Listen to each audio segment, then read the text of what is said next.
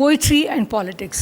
We have a bunch of wonderful poets who will be sharing poetry and about themselves, about the community with the audience. I request I request Rishabh to please come and they will introduce the panel. Rishabh. Today's panel comprises of Ms. Chandini Gagan, who... Okay. I'll invite them. Right. Can we please have the panel on the dais? Rumi, Harish, Bharath, and Rohini. Good. Chandini can introduce last. Okay.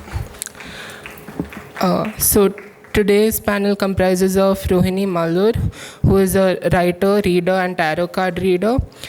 She's a founding member of All Sorts of Queer and annually organizes open mics for Namma Pride in Bangalore. Rumi Harish, who has written 3 plays called Sanchari, Liberty Begum, and A Journey A to E, and is a regular columnist in edina.com.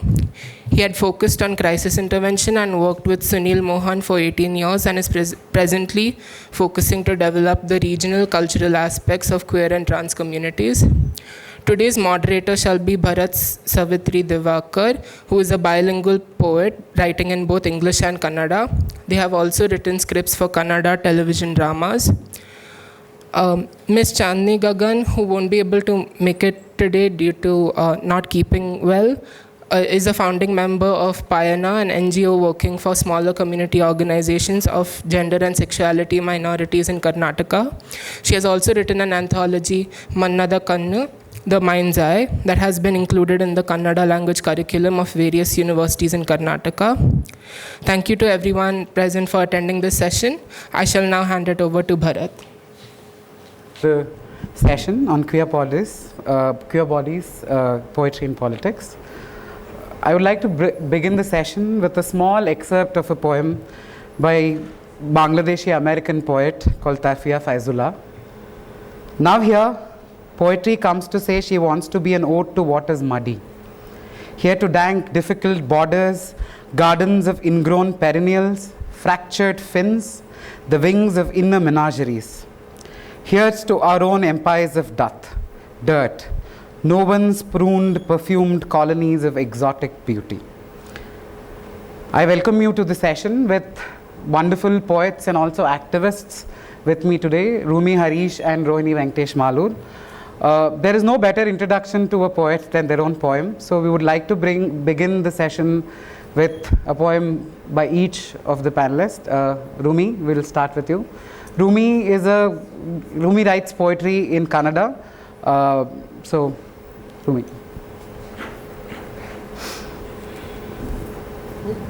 Yeah. I wrote this poem when I I've been continuously handling crisis cases all over South India and sometimes in the full country for the last 22 years. And when I had to handle a crisis case of a lesbian couple who committed suicide and just wanted themselves buried together, and which took a huge, basically a war happened there. And I had to negotiate so that they could be buried together. I wrote this at that point of time. ಸಾಯಿಸಲು ಎಷ್ಟು ಖುಷಿ ನಮ್ಮ ಜನಕ್ಕೆ, ಎಲ್ಲಿಗೂ ಸಲ್ಲದ ನಾನು ದಿನೇ ದಿನೇ ಇಂಚಿಂಚು ಕ್ಷಣ ಕ್ಷಣ ಸಾಯುತ್ತಿದ್ದೇನೆ. ಇನ್ನೆಷ್ಟು ಸಾಯಿಸಲು ಸಾಧ್ಯ?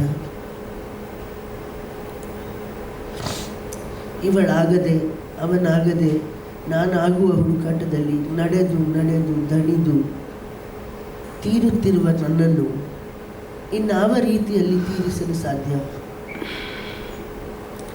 ದೇಹಕ್ಕೆ ಸಲ್ಲದೆ ಮನಸ್ಸಿಗೆ ಸಲ್ಲದೆ ಸರಹದ್ದುಗಳಲ್ಲಿ ಮನೆ ಮಾಡಿ ಸುಡುತ್ತಿರುವ ನನ್ನನ್ನು ಇನ್ನಾವ ಚಿತೆಗೆ ಏರಿಸಬಹುದು? ಒಪ್ಪಿಗೆ ಇಲ್ಲದ ಕೆಂಡದಲ್ಲಿ ದಿನೇ ದಿನೇ ಸುಟ್ಟು ತಾತ್ಸಾರದ ಕಾಳ್ಗಿಚ್ಚಿನಲ್ಲಿ ಬೆಂದು ಬೂದಿಯಾದರೂ ಅದನ್ನು ನದಿಗೆ ಚೆಲ್ಲಿ ಪೂರ್ತಿಯಾಗಿ ನಾಶ ಮಾಡಿ ಇನ್ನಾವ ಒಲೆಗೆ ತಳ್ಳಲು ಸಾಧ್ಯ? Thank you. Thank you, Rumi. Rohini? So, It's on. hello? Yeah. Okay. This was written a few years ago in response to Chimamanda Ngozi Adichie, and I thought I would retire it, and then there were other people for whom it would be a good response. So, we lucky few. A phenomenal woman tells you, trans women are trans women. Trans women have had male privilege and cannot know what it is to be a woman. The viral video of a trans woman beaten to death by a gang of young men is still contagious, still contaminating us with its hatred. All the good that being a man did her. Oh, all these privileged trans women. In Nigeria, they hide in encrypted WhatsApp groups, run to the UK or the US, where Western elitist leftism lets them live in safety and truth. Fuck the liberal elitist West, right? I don't know the names of all the trans women killed recently in the Orange Country. There have been too many to keep track of. Here in my own saffron nation, more nameless dead women, unhomed, unknown, unreported. Our land is salted with the blood of women, and their bodies don't affect that number. I sit here. Do I look nice? Look at my careful accessories, my thoughtful lips, my bold eyes. It takes a lot of effort to look like I don't care what you think.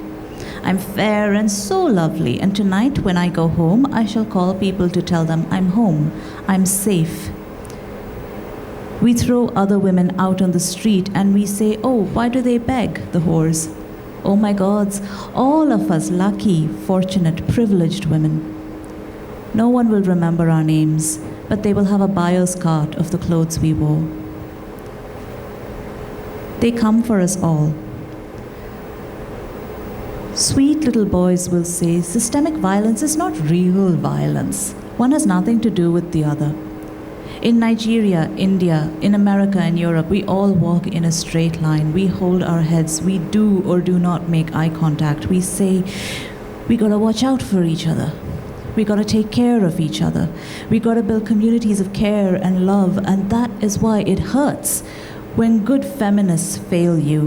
When feminists close their own to one of you, when good feminists fall off their pedestal and show us they are human and their phenomenal brains are very small. Oh, we privileged women, we masters of word and art and heart. Our families are large and our hearts are rivers of nurture our pain. Our arms are wide enough to embrace and strong enough to bar. We can open or we can close. Our bodies are just the beginning. Thank you. This is a poem of mine. 10 things I want to tell the boy I fell in love with. 1. I once tied all my heartstrings to a kite so that my love for you could soar high. The strings cut into my hand. Look how deep the cuts are. Look how bloody my hands are. Look at all the hurt. Scratch that. Look at all the love I carry. 2. I once drew a flower at the corner of every page of my anatomy book in your memory. 345 to be exact. There were simple flowers. No beauty. That's what you told me. There was no beauty in this love I was offering you. 3. I had never called myself ugly until I met you. 4. I hate mustaches now. I hate when someone twirls their mustache. I want to tie their hands and pluck each strand of hair until their lips bleed, but I don't. I dig my fingernails into my palm until it draws blood. Look how bloody my hands are. Look at all the love I carry. 5. Fuck you. 6. For years, I had forgotten what my favorite color was. I told everyone it was red. It's black. I love black, mostly because you do not like it, mostly because black is not red, mostly because I see too much blood, mostly because you made me see too much blood. Remember the kite? Look how bloody my hands are. I remember standing in the basement of a dingy bar when you told me you burned all the notes I gave you over the years. I can no longer write love notes. My hands have erased the muscle memory of folding love notes into someone's hands. I haven't told myself I love you in years. 8. Fuck you. Fuck off. Fuck all the way off. 9. Last week I spent an afternoon thinking about you. I hated myself for it. 10. Still hurting. Look at how bloody my hands are. Look at all the hurt I carry. There's a funeral for my love that happens every day. I do not go. I do not have a eulogy. I do not have a note of condolence. How do I mourn something I have kept alive for years? Look up sometimes. The kite is still flying high. Thank you. So, Rumi, to begin the conversation, how did poetry find you? Or did you find poetry? How did that happen? Actually, weird things have been happening in my life right from my childhood.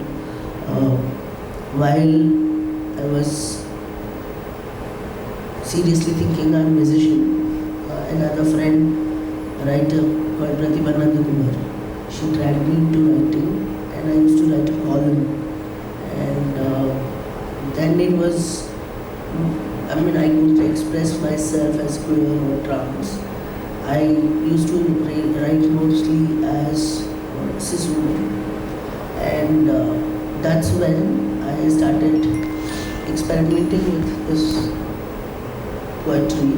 I was very scared to call it poetry because, I'm not a trained writer, or I cannot get all this rhymings and all that. Right. Yeah, so I was very scared to even say. And when that stopped, I kind of stopped writing, actually. Oh, you stopped writing? I stopped writing the free writing of column and poetry and all that. So there was a gap of almost 10 years before I started writing my play. Right. So then in that gap also sometimes when I'm quite drunk and when I can't talk to friends, I used to write some poetry. I used to just scribble and keep it up. Right. So then the next person who dragged me and made me think that I was poet was this it's very difficult, but Savithri thinks that I'm a poet, and I don't know how to prove I'm a poet. It's very difficult.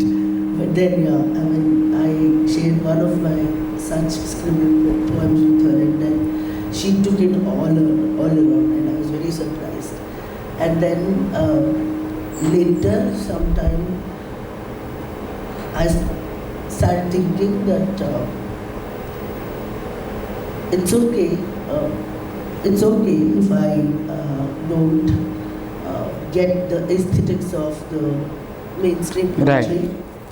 It's okay if I don't get these rhymes, don't get these words, but I will definitely try and express queerness and transness and talk about. So there is also this whole need to build cultural capital. There is a need to build,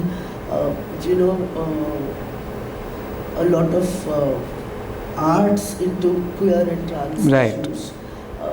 While one trans group, which is male-assigned trans group, does have tradition and culture, they also need their whole tradition is oral tradition.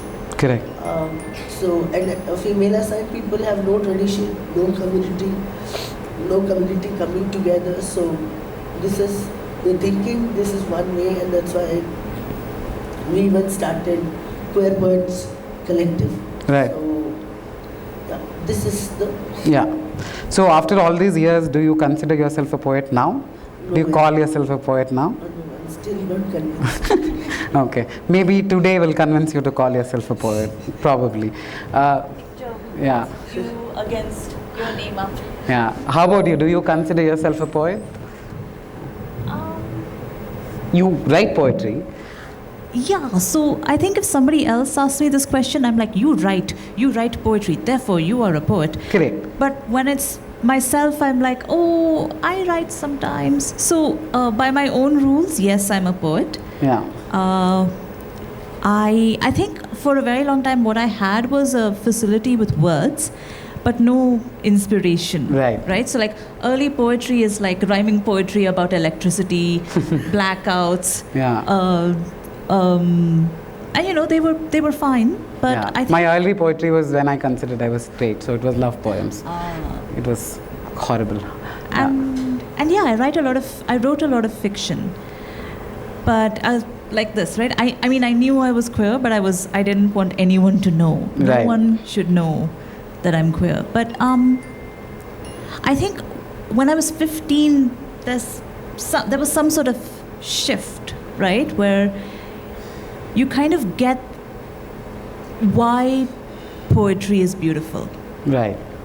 why it works. There was Yeah. a sort of a shift where I went, this is lovely. And then a bit later when I started coming out, and I started realizing how many queer people, like wherever they are along the alphabet, along the spectrum, so many queer people are starved of being able to say what they want to say, right? And like Rumi is saying, so many of them are hungry for art and for not just to say, but to hear people saying the things Right. about themselves, right? Yeah. There is what Rumi read out here comes very differently when a straight person is telling that story. Precisely. Even a deep ally, right? It does not have what you're talking about, where you're saying it's not just that it's sad, right? It's that it's an atrocity. Correct.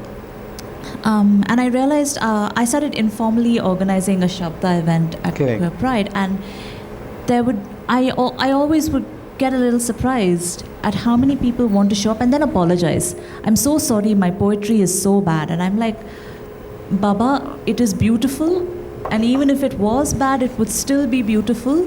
You are saying something that not many people here are saying. It is, Right. you are different, Yeah. and you are doing something different. And you can worry about the technique and like polishing it. All of those things can be necessary for some Right. people. But like the fact that you're here with your raw poetry is already an aesthetic miracle. Yeah, no, I remember, 10 years ago as being baby poets at Shabda in a small room above Attagalata reading poetry. And it seems very like a poetic journey itself to find ourselves on the stage here today to talk about our journey. So it seems like such a metaphor for us as queer people itself, Shilok was an early, like I first heard her at a Shabda. Same here. And now she's published Correct. in textbooks at Kuvempu University. She's making videos, and you just sort of go something for those of us who are able to find platforms and blossom, or who force our way on there or carve our way there. Right. It's a triumph, and it's a blessing for like the art that we have available Absolutely. for us. And one thing that is common between the two of you is that you have been involved in activism for a really long time. Your work with crisis cases for the last 2 decades, and then you with your work with Hasirudala, and then also you are the founding member of all sorts of queer. Where do you find the intersection of poetry and activism? Like, how does poetry help you with your activism? Does it help, or is it the other way around? Does activism feed into poetry, or poetry feeds into what is the relationship between those two? The question is open for both of you. I took the mic first because I've seen how women's movement tried it, and then they have several songs Right. which they sing, and they call it Horata the Hadulu. And sometimes, I'm being really frank, except for a few songs. Rest of them is all crying, 24 hours crying, and it feels like there is no struggle, there is no Horata, there's only crying. So somewhere I'm very skeptical about to take that kind of a tradition into queer politics or queer activism. Okay. It would rather be that we get into sloganeering and some kind of spontaneous, like where people, like for example, if there is a rhythmic 4 beats, and then people can come up with a line on those 4 beats, Right. and that itself can, so something that comes on spot, something that is like people can actually try out. So we should also, my idea is also this, that we have to come up with new forms of cultural expressions. Like we can't get stuck with Horata the Hadugulu. And I have sung all those Horata Hadugulu for 20 years, and I've also felt very bored.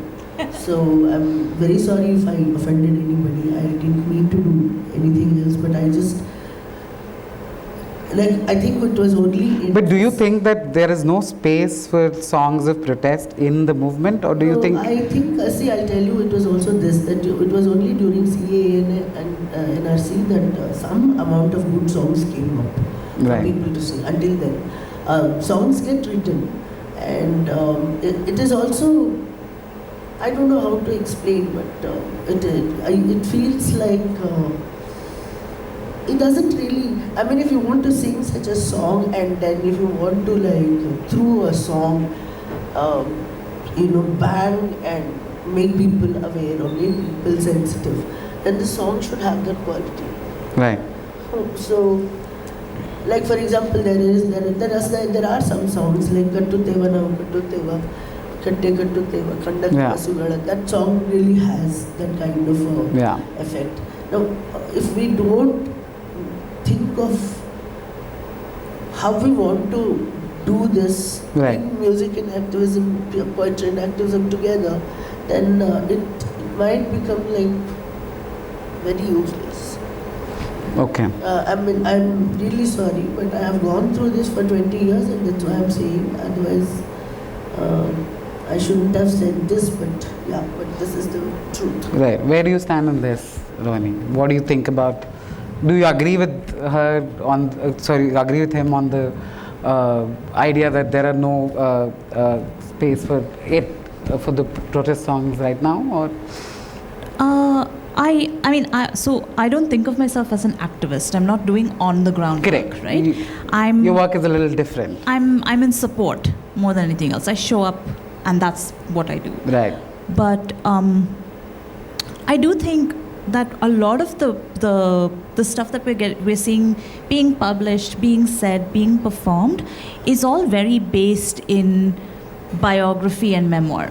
Right. Right. So that's why so much of it is protest based. Yeah. We're not really, we're all still kind of exploring our lives and explaining our lives. So there's a tremendous amount of really good non-fiction from India, and so many wonderful autobiographies, but we haven't moved, or we're moving now, I think, into this place where people like Rumi will say, well, I've done this for 20 years. I've explored our pain enough. And then somebody else will come up and say, actually, I want to explore still. And then, but I think, I like this conflict. Right. Actually, where some people are still doing, we're still here, and some of us are going, well, I've done that, and now I'm expanding. Right? So when Rumi starts doing plays, or when Rumi starts doing poetry, we see an evolution. So I've known Rumi since 2010. Yeah. So I've seen this evolution of the art that you're producing, and I've seen the evolution of the poetry or this thing that I'm writing, and that evolution is necessary, and the community has grown so much, right? Correct.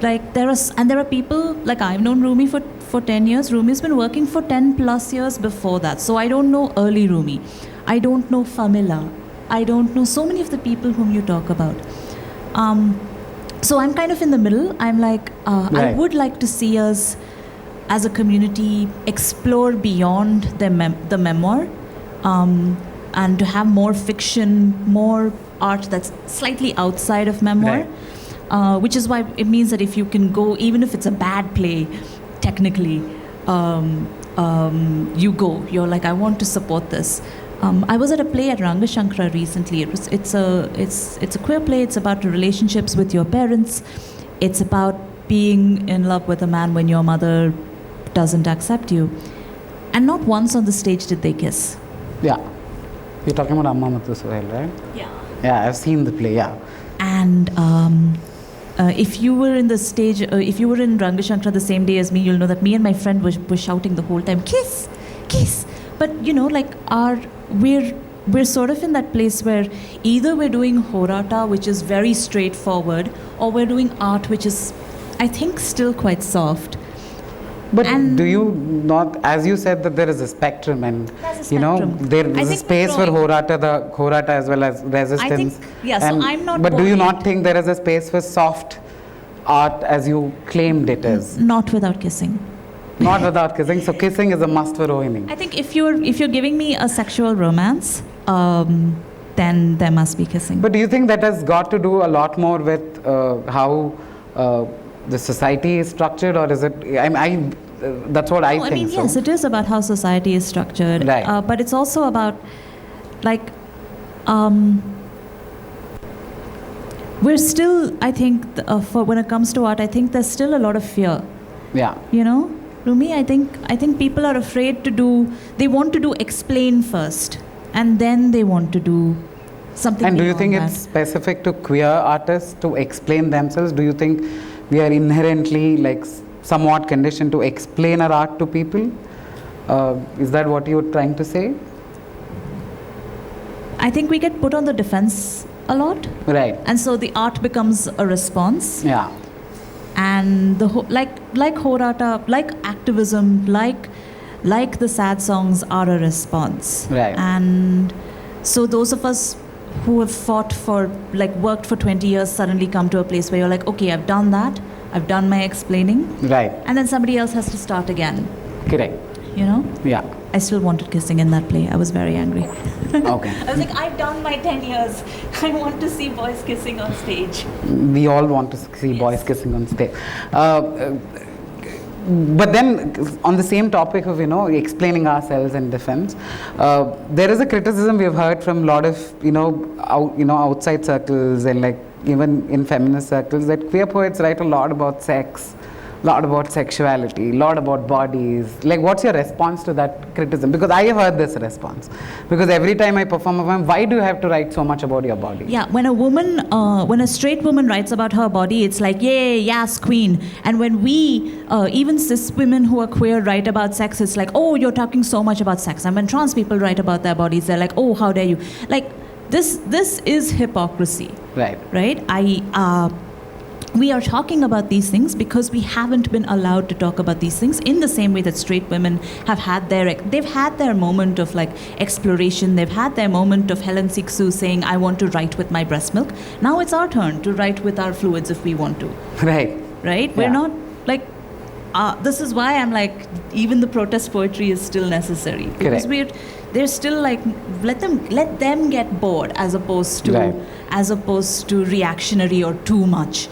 Actually, let them get bored and still listen to us. Right. Like we've watched like every James Bond film. We've watched all of the straightness, right? We watched multiple iterations of Jennifer Aniston romance movies. Yes. So I don't see when I hear this, I'm like, this is just more of like model minority. Correct. The thing. And Rumi, what do you have to say about that? I think for centuries, especially male poets have been describing, defining, explaining women and trying to say how women are. And especially in their descriptions, which are things where they compare the body parts to weird things, and which is now the rule, the aesthetics which is kept in front of us. It's time, if we don't write about our bodies, Right. express ourselves, we're going to again get back into the trap of these men who think they are the ultimate. I Right. think time has come where we have to rewrite the aesthetics. It's not just for queer people, for all people. Right. Because if we have to escape the patriarchy, there is no way that we can follow the same aesthetics. Right. We just cannot follow the same aesthetics and continue to write. If we do that, it means that we are following patriarchy. Yeah. And also, I think it's very poetic that most of the queer poets, including me, Rohini, and you, none of us write the rhyme poetry. We are all free verse poets. I think somehow it also is breaking the aesthetics and form of, normative poetry as well, which I find very interesting, because most of the queer poets I know do not write in rhyme, do not write in rhythm, which I think is also a new way of expressing, because we are saying, screw your iambic pentameter. We know it, but we're not going to write in it. On that note, shall we read another poem of each on bodies? Yes, let's do bodies. Yeah. How about you go first this time?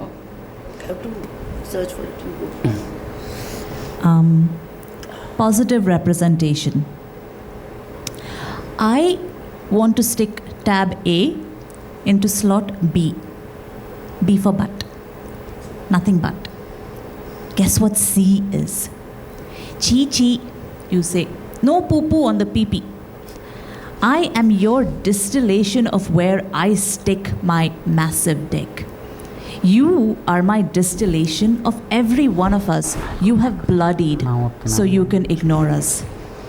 Look at our loud, proud, dykey, faggy, minuscule minority. We are safe and harmless. Thank you. Thank you for the dregs of your kindness and justice. Please let us get married. We already have a dog. Don't get us started on the many, many babies we would love to love. Thank you for your appreciation of our queer politics. We are indeed so dignified, so open, so shattered apart once you goddamn broke us. Thank you for allowing us to exist. These are our thanks. That we live with or without you. That we are loud, proud, faggy, dykey, alive with or without you. And your justice is the bare minimum of our bloodied humanity. We are here. Thank you. This poem is called Alchemy. The first time I had sex, I was 18 and he was 50. He lived down my street. And I remember walking to his place on a hot day which looked something like today. Wait, did I say he? As in a man? Oh! Right, I forgot to mention, I'm one of those people. Yeah, an adult who can do whatever the fuck he wants. I remember walking to his place and killing exactly 347 butterflies fluttering in my stomach. I reached his house, took deep breaths for a full minute, and even before I knocked, he opened the door. He smelled like Old Spice cologne, talcum powder, and our old age, whose memory sounds like the effects of an odd love potion. When he offered me water, I asked for toothpaste, for I thought my body was dirty, for I was told that I was filthy, for my touch would defile others, for I took 3 baths and brushed my teeth 4 times before I went to his place, yet felt like I was dirty. When he offered me the comfort of a hug, I asked for darkness. You see, I was told that fat queer bodies cannot be loved, that my body did not deserve any comfort, it was meant to run forever on a treadmill, and then we kissed. You see, there were no sparks that flew, there were no fireworks, my foot did not pop like Mia Thermopolis did in Princess Diaries. But it was a different kind of magic. In that moment, when my lips touched his lips, there was peace. There was silence. In that moment, when my lips touched his lips, I wasn't confused about my sexuality, or my gender, or my body, or my worth. I was not gay or a man. I wasn't young, he wasn't old, I wasn't dirty, my skin wasn't ugly. I was I. He was he, and the moment was.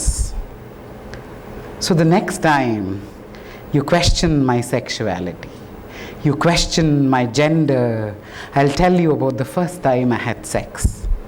I'll ask you, tell me, what gender is your orgasm or mine? Does your orgasm smell like freshly crushed pine needles or musk? Does it smell like ocean, or did it smell like jasmine flowers pressed lightly under the weight of our bodies, or like the attar of rain-soaked multani mitti? Tell me, what gender is your orgasm? Tell me what color it is. Is your orgasm red, yellow, orange, blue, indigo, violet? Tell me if your orgasm is masculine or feminine. So the next time you tell me I'm too sexual, gay men are too horny, queer people have too much sex, I'll tell you about the first time I had sex. I'll tell you it was magic. I'll tell you it was sorcery. I'll tell you it was alchemy. Thank you.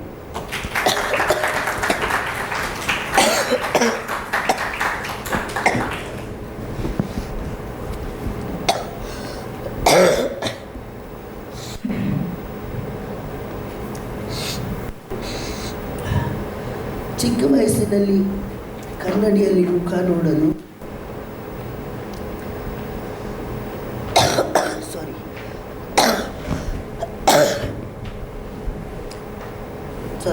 ಚಿಕ್ಕ ವಯಸ್ಸಿನಲ್ಲಿ ಕನ್ನಡಿಯಲ್ಲಿ ಮುಖ ನೋಡದೆ ಹರಿದಲೆಗಳ ಕಣ್ಣು ಒಣಗಿದಲೆಗಳ ಕನಸ ಕಾಣುತ್ತಿದೆ ಒಣಗಿದಲೆಗಳ ಕನಸು ಕಾಣುತ್ತಿದೆ. ಅಯ್ಯೋ ತುಟಿ, ಅಯ್ಯೋ ಹುಬ್ಬು ಎಂದು ಗೋಜಿಲ್ಲದೆ ಕನ್ನಡಿ ನೋಡದೆ ಜಡೆ ಹಾಕಿ ತಲೆ ಸವರಿ ಮುಂದೋಗುತ್ತಿದ್ದ ನನಗೆ ಈಗ ದಿನಕ್ಕೊಂದು ಬಾರಿಯಾದರೂ ಕನ್ನಡಿ ನೋಡಿ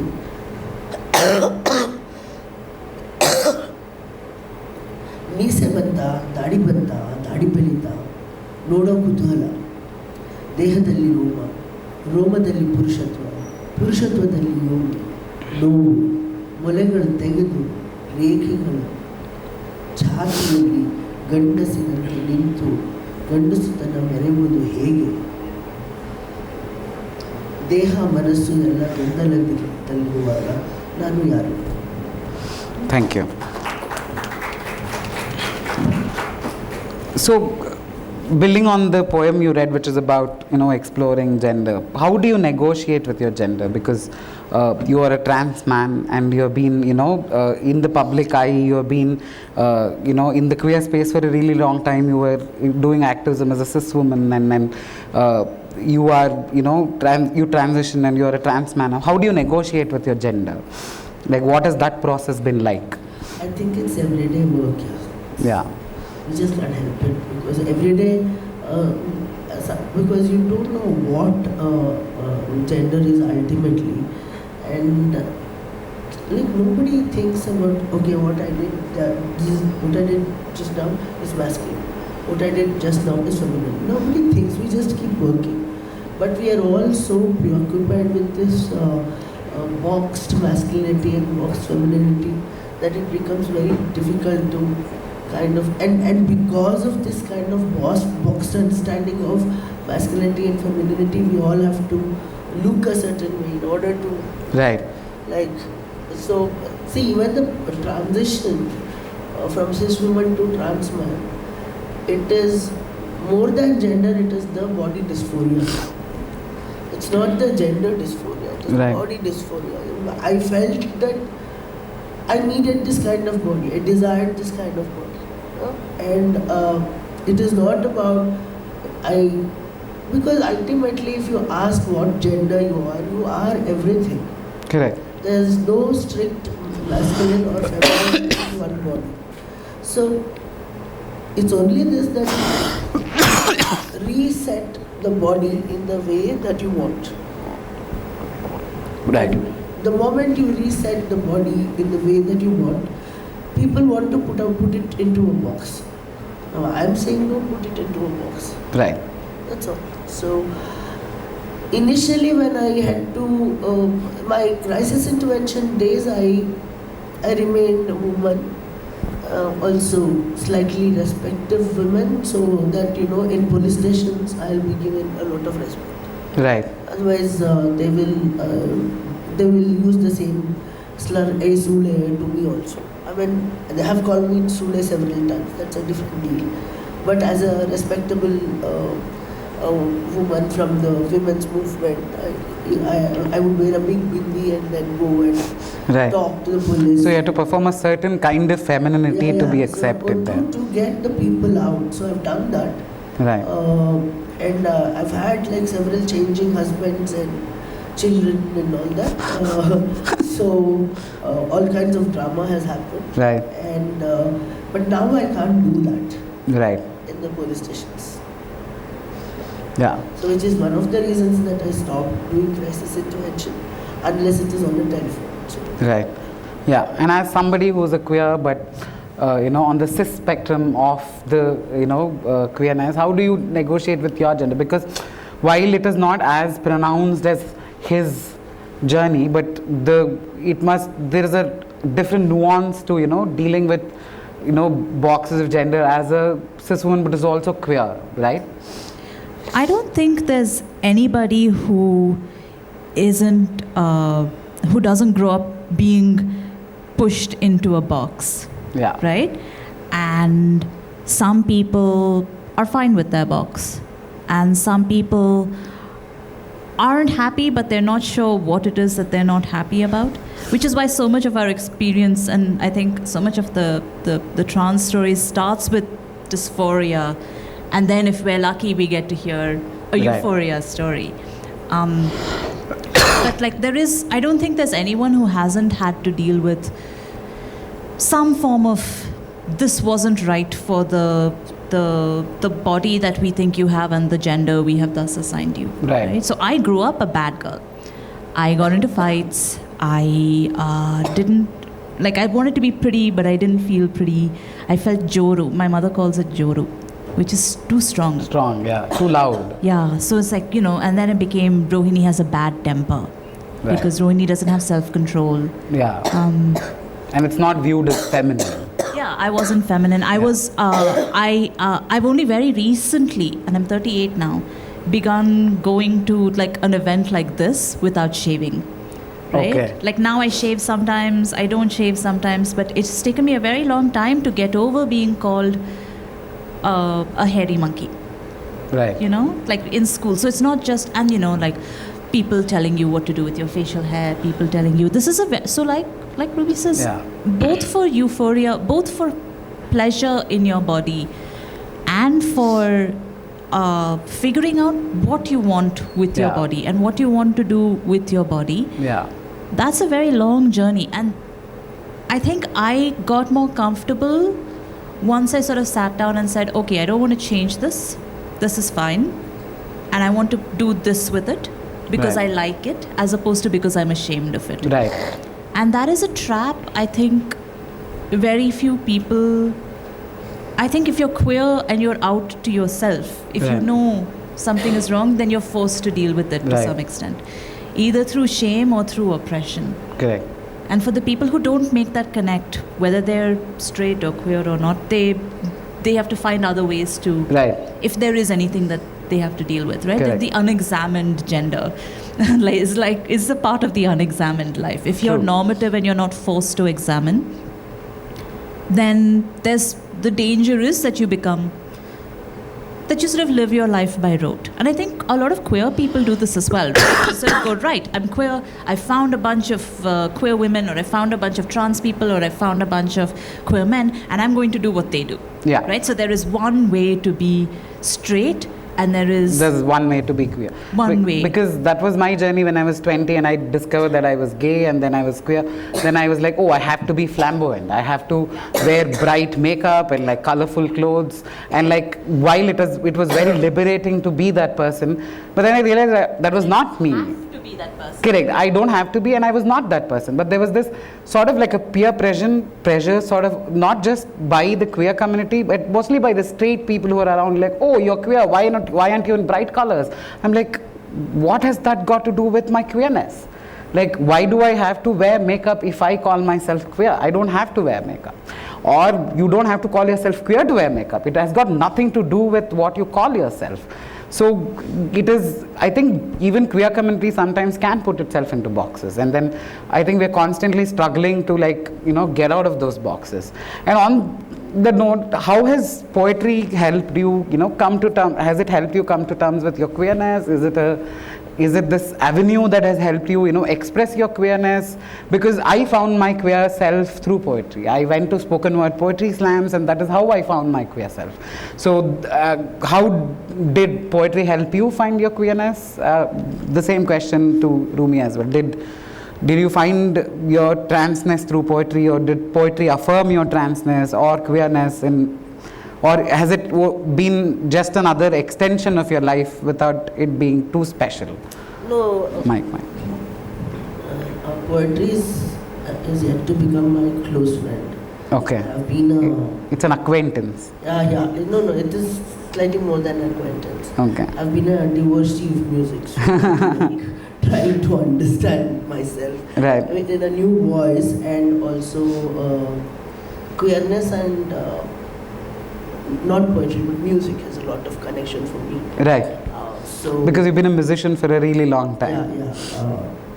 And actually that way, thanks to my teacher who taught me music, saying that all the ragas are human beings and you become friends with the ragas, you fall in love with the ragas. So I used to always assume that most of the ragas were women, and I used to fall in love with Right. Bihag or Yaman or Bhupali or whomever.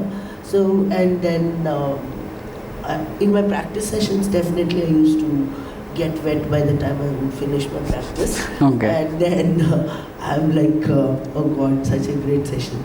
So, and then I also would, so the thing is that the most of the compositions is either genderless. Correct. In Khayal is either genderless, or even if there is some gender, it will be Saya and Balma. Saya, Balma, whatever. So Correct. It's all lover. Everywhere love. Sometimes defines the gender of the lover. Right. So wherever Krishna Kanhaiya comes, I used to just erase Krishna Kanhaiya and put Radha there. Okay. So that way I have tried singing several songs, and there is, and also within Hindustani classical music there are quite a lot of queer compositions, Right. which our great musicians have never bothered to try and understand. The most interesting composition is this in Tansen's Miyaki Todi.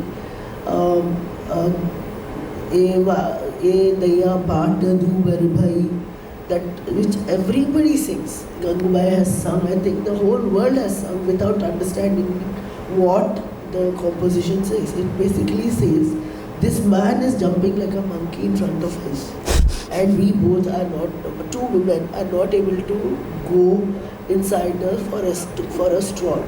Yeah. Okay. So nobody has bothered to figure out what this whole thing means. Yeah. So, but the walk could mean anything. And that too, the way she calls the friend is also. So if this is Saya, the girlfriend is Guya. Okay. So cute. So there were such images and then such compositions where I grew up. So I was growing up with this very weird queer understanding within my head. But I could never express it outside, Right. because of a very, tight Brahmin kind of atmosphere. Because I think it's also a story of a lot of queer poets who haven't come out to write poems and then change the pronouns in the poem and read it as almost like a straight normative poem. I have done it.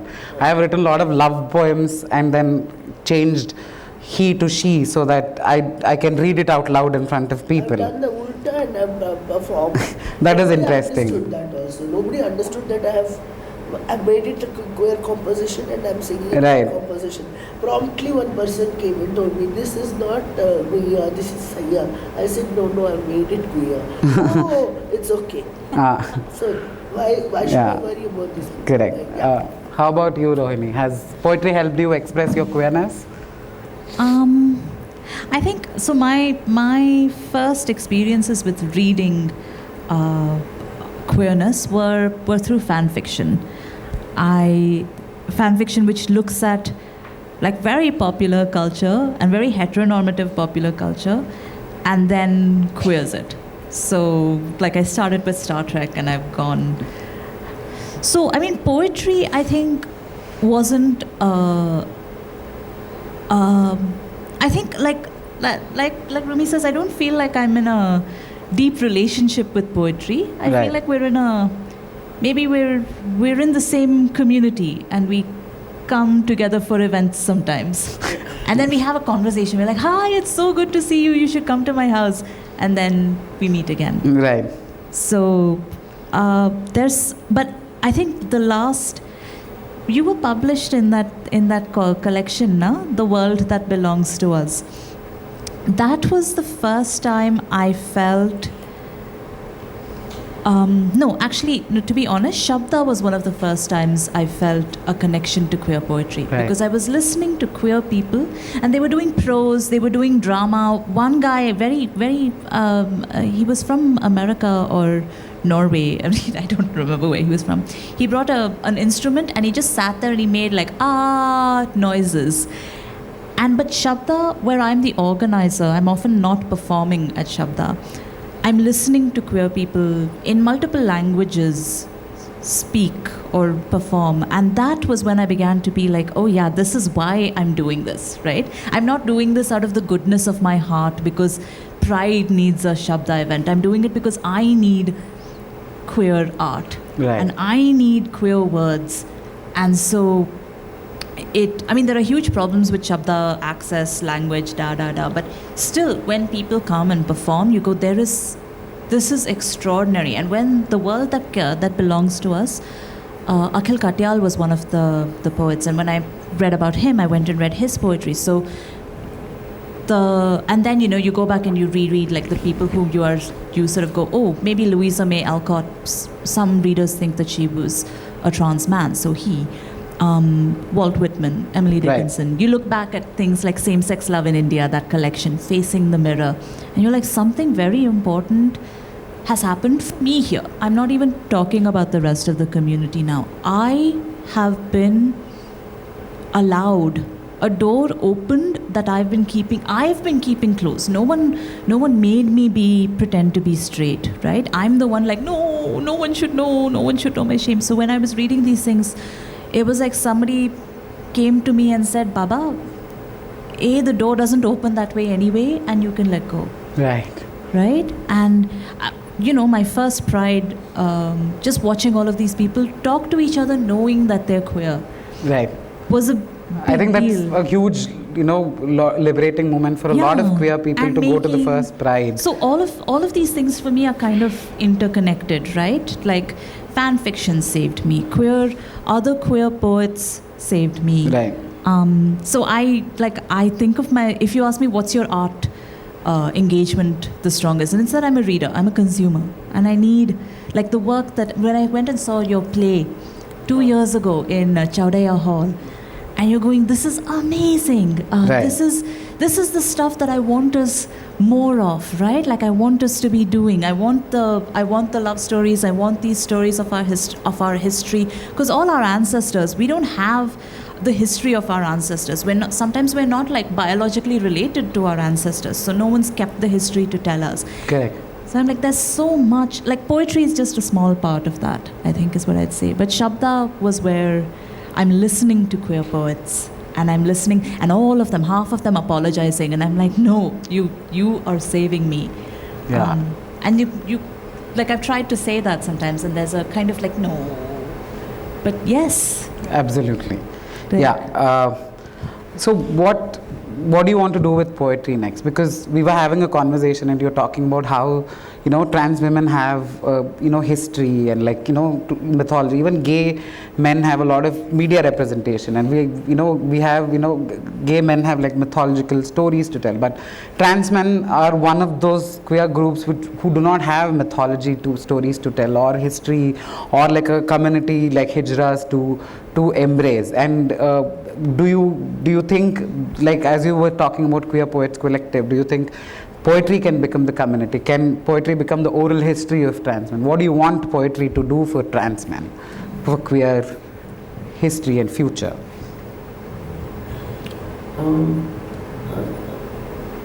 Basically, I want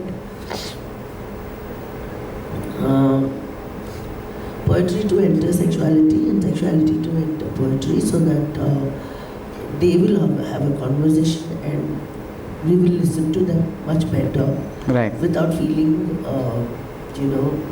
harassed, or without feeling what do you call it? In Kannada we call it, we say mujura, discomfort. Right. That is one thing I really want, and when it comes in Kannada, it again should not become men's property. So that is another very strict line. So there are lots of things that we have to kind of have conversations with, make people have conversations. I'm including poetry, sexuality, gender, everything as people. And that is one, that we need to develop confidence enough to come and say I'm poet. Second thing is that we also need a little training in terms Right. of understanding how poetry has grown. There is a need to little kind of guidance from people who write. Correct. Or even like, for example, that we sit and read our poetry and we give feedback and things Yeah. like that, which is why we formed this Queer Poets Collective. Yeah. We are trying to start, I think our first event has happened. 2 events we have done till now. Yeah. So we're going to continue monthly. Yeah. And I have a very serious agenda, which I think I'm going to start off by June. I don't know whether we need to start another group for it, or if I can do it with some kind of fellowships or something. I really want to get into the histories of trans men and queer women, because I have some kind of a little of information. Right. I really want this, because I'll give you one example. So the whole society, we talk about Uda Devi as a woman freedom fighter. If you look at her dress and the way she has fought and the way her life is, last when her body is she's dead and she's on the ground, the British guy comes and then he wants to check her gender, so he just throws out the top that she's wearing, and she's wearing a very male cloth. Even for one moment, that if we assume, I'm just saying let's assume, we're Right. not saying that directly that she's a trans man. Even for a moment, if we think that she's a trans man, the other people are not ready to take it. Right. That manner. No. That is women only. I mean, what is that fear? Correct. I mean, we probably could get our histories only from people like Uda Devi. Yeah. Maybe, because Yeah. we don't have other kinds of, documentation where women have trespassed those gender regulations. Boundaries, and yeah. they have done this. If they have done Yeah. this, that means a lot. Correct. So Yeah. that is, and if we take these people as our historical whatever, there is a certain fear within the mainstream. And Right. I probably want to work with that. Yeah. Yeah. Do you have anything to add? Yeah, with the sense of like with this hypothetical, right? That women or queer men or the queer community is in a state of trespass and in a state of fear of being violated in return for that trespass, right? We are constantly policed and we are constantly watched. We're in the pen-up panopticon, and if you step out of line, it is seen as a justifiable reason to hurt you. Yeah. And I do want, like Rumi says, I want more confidence. I never want to hear people apologize for writing a poem. Right. I think that's something that is, It's kind of necessary. How will you write the good poem if you don't have experience with whatever you're calling the Correct. bad poem, right? Correct. Like, I want to have so much poetry that we can be like, this is not great art, this is great art, and then you listen to all of it, right? I want like more people to be stepping up and being like, okay, so we don't like say Shabda, or we don't like, for instance, or we don't go to, or we can't go to queer poetry collective. So then there's another one. Right. I want it to be like something that people allow themselves to do. Absolutely. And I think I say that, but for the queer community, we have to say it for everything, no? We want them to allow themselves to love. We want people to allow them to love. Like, Rumi is not at this specific moment doing crisis interventions, but crisis interventions are still necessary. Correct. So like the need is very basic, and it's also very esoteric. Absolutely. And I want more of us to trespass, and I want more of us to survive trespassing. Yeah, absolutely. I'm going to, before we read another poem, I'm going to end the conversations with a small piece of a poem by this wonderful poet called Audre Lorde, because what you said reminded me of that. For those of us who were imprinted with fear like a faint line in the center of our foreheads, learning to be afraid with a mother's milk by this weapon, this illusion of some safety to be found, the heavy-footed hoped to silence us. For all of us, this instant and this triumph, we were never meant to survive. So it is better to speak remembering we were never meant to survive. So we're going to close the conversations with one poem, and I'm going to read Chandini's poem, who couldn't be here today. And then we'll open up the session for some questions and answers for a couple of questions. I'm going to read Chandini's poem, and then we'll have one poem each from Rohini and Rumi as well. This is Chandini's poem. Nanna tolu jyotuttide. ನನ್ನ ಶಕ್ತಿ ಗುರಿಯ ಕಡೆಗಿದೆ, ಕಾಲಿನ ಮೂಳೆ ನೋವಾಗುತ್ತಿದೆ, ಹೋರಾಟದ ಹಾದಿ ಮುಗಿಯುತ್ತಿಲ್ಲ, ತುಟಿ ಬಿರಿಯುತ್ತಿದೆ, ಆಕ್ರೋಶದ ವೇಗ ಮಾತ್ರ ತಗ್ಗಿಲ್ಲ, ಗಂಟಲು ಒಣಗುತ್ತಿದೆ, ಧ್ವನಿಯ ಸ್ಪಷ್ಟತೆ ದಿಕ್ಕು ತಪ್ಪಿಲ್ಲ, ದಂತಗಳು ಬಿರಿದಿವೆ, ನಗು ಮಾತ್ರ ಕಾಣುತ್ತಿಲ್ಲ, ಚರ್ಮ ಸುಕ್ಕಿದೆ, ಸಮಾನತೆ ಮಾತ್ರ ಕಾಣಲಿಲ್ಲ, ದೇಹ ಕುಗ್ಗಿದೆ, ಚೈತನ್ಯ ಮಾತ್ರ ತಗ್ಗಿಲ್ಲ, ಬಣ್ಣ ಮಾತ್ರ ಮಾಸಿದೆ, ಬದಲಾಗಿಲ್ಲ, ಕಾಲ ಮುಂದುವರೆದಿದೆ, ಕಾವ್ಯ ಅಂತಿಮವಾಗಿಲ್ಲ, ದಾರಿ ಸವೆದಿದೆ, ದಡ ಮಾತ್ರ ಸಿಗಲಿಲ್ಲ, ಕಣ್ಣಿನಲ್ಲಿ ಕಾಂತಿ ಇದೆ, ಬೆಳಕು ಮಾತ್ರ ಬರಲಿಲ್ಲ, ಮುಖದಲ್ಲಿ ನಗುವಿದೆ, ಜೊತೆ ಮಾತ್ರ ಸಿಗಲಿಲ್ಲ, ದೇಹ ದೃಢವಾಗಿದೆ, ಜಾಗ ಮಾತ್ರ ಸಿಗಲೇ ಇಲ್ಲ, ನಮಗೂ ಹೃದಯವಿದೆ, ಬೀಗ ಸಿಗಲೇ ಇಲ್ಲ. Thank you.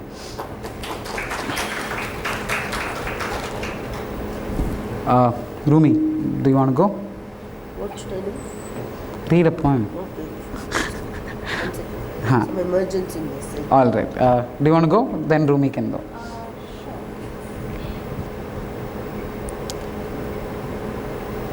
In a different world, we are better. Our stringy roots held gentle in kind hands.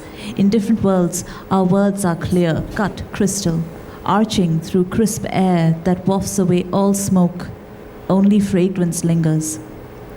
In a different world, our hands are gentle.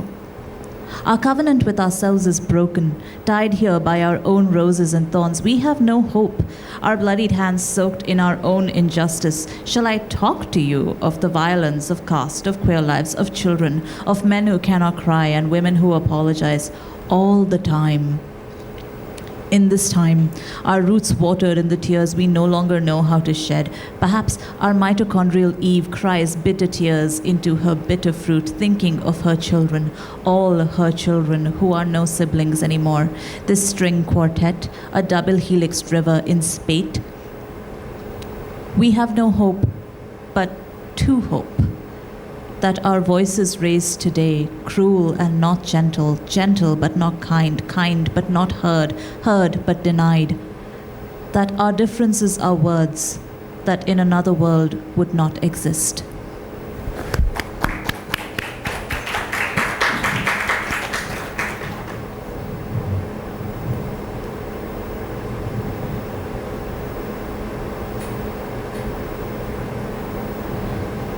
ಸಂಜೆಯ ನಸುಗೆಂಪು ಗಾಳಿಯಲ್ಲಿ ನಿದ್ದೆಯ ಭಾರಕ್ಕೆ ಕಣ್ರೆಪ್ಪೆ ತಾನಾಗಿ ಬಿದ್ದು ಹೊಸ್ತಿಲಲ್ಲಿ ಕೂತು ಪ್ರಿಯೆ ಬರುತ್ತಾಳೆಂದು ಕಾಯುತ್ತಿದ್ದ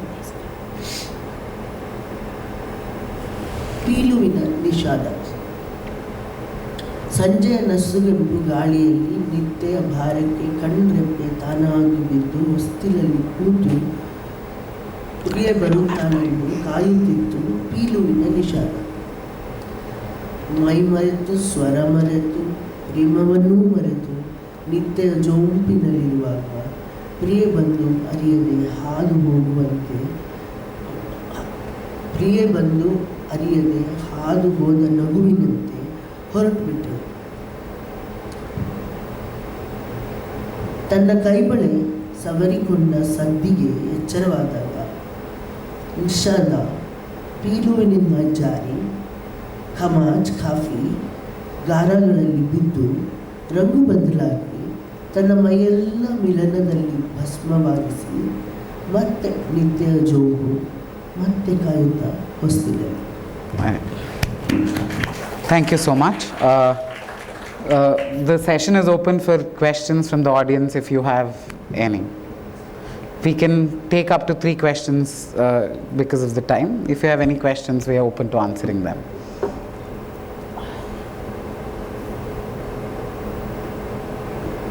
Any questions?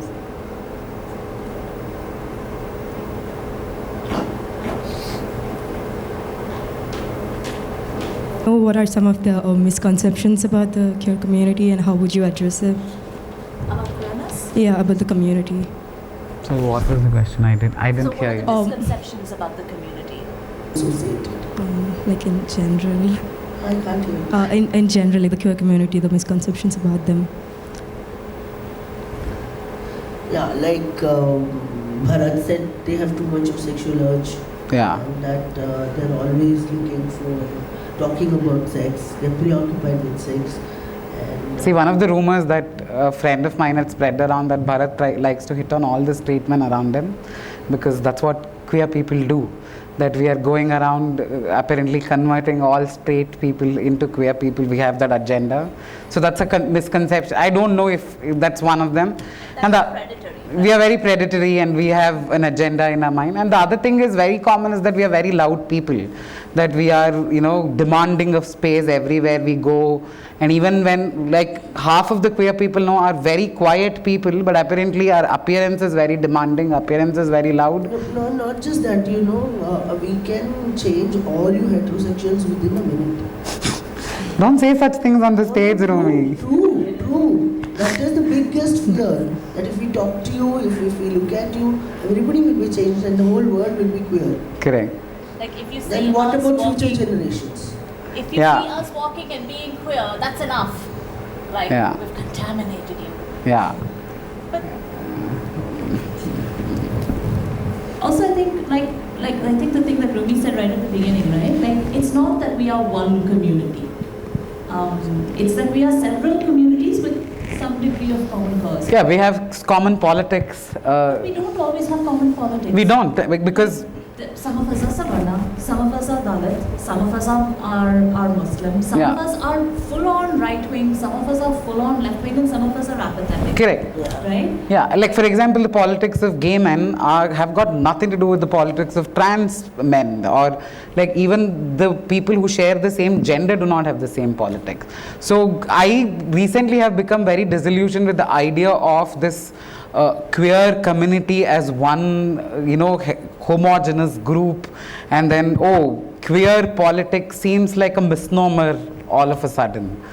We are maybe all brothers and sisters in different parts of a family. I don't want to have all queer people as brothers. I want to date some of them. Naughty, I don't know. Okay, do you have another question? Yeah, she has another. Can somebody pass the mic to her? Yeah, hi. My question is, basically there's this notion that art has a capacity to save people, either metaphorically or literally. Do you think there's been a moment where that has happened for you? And do you think art has the capacity to save people, especially part of the queer or the LGBTQ community? Go ahead. Yes, very literally. I suffer from clinical depression. And while it's a very complicated story about why I suffer from clinical depression, at least part of it is that, and I'm supremely privileged. I'm English speaking, I grew up English speaking, middle to upper middle class, cis, and still, this was one of the things that, so when one of the books that I read whenever queerness came up, it was always demonized, right? Or it was joked about, or it was wrong. And this affects you. And the way in which society is built to kind of push how important it is to be sexual and romantic and or sexual and having children, you think, oh, I'm wrong. So when I started reading, what saved, several things saved me, but I can tell you the first book I read in which there was a bisexual person and he was the villain of the story and he was killed in a brutal car accident in the story. Right? And sort of wandering around after that thinking, at least you're not that guy, right? And bisexuals are promiscuous, they're liars, etc., etc.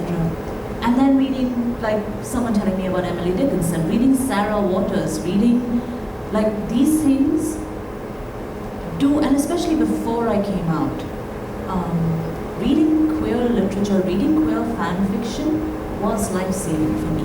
Because it offered me a world in which this was okay. Right? And some of these stories aren't bothered with politics. They're just like X falls in love with Y and then they have sex. And that was sometimes it was porn, but it was amazing to access porn. It was amazing to access stories. It was amazing to access poetry that celebrated this, right? This is the happy ending, that I could have one, that I deserved one, that people who were played by beautiful people on screen or are written about as heroes and heroines could have one. Yeah. So maybe talking about fan fiction, I have a very interesting story. I studied in a Kannada medium school, and then when I went to college, the first book I ever read was Harry Potter, and then I read all the 6 books of Harry Potter, and then I wanted to buy the 7th one, but accidentally I bought a fan fiction version of it on the roadside, and then it had a story of Harry Potter and Draco Malfoy having sex. And while I was really, really confused that why would J.K. Rowling turn the story like this in the 7th book, it was really validating to, find 2 male characters, falling in love or whatever, doing things that they weren't supposed to do in that world that I had come to fall in love with. And that was really affirming. And then, even though it was some random person in some random country who had written fan fiction and slipped it into this supply chain logistics, it really validated me. And I was in Manipal, actually. I studied in Manipal, the main campus, and then this was 2010 and there was no queer people, there was no internet, which was the starting of it, and to be validated was amazing. I felt like there is somebody else. I did not feel like I was the only one around, so that was amazing. Yeah. Sure. Do you have anything to say? So between fan fiction, same-sex love in India, because then it became an Indian thing, and Facing the Mirror. Yeah. Just those 3 collections kind of changed. Right. Yeah. We exist in India, we're writing. Okay, that's amazing. We have time for one more question if anybody has.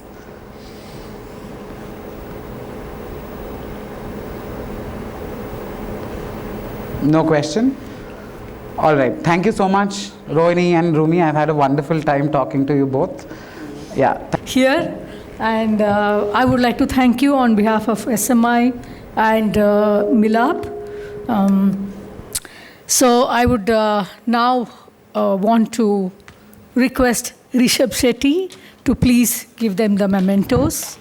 Thank you so much.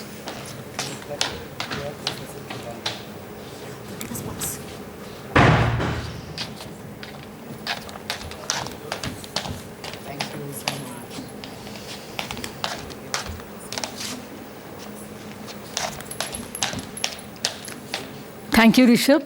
And thanks a lot, audience, for being here today. And my dear amazing poets. Thank you. Most welcome.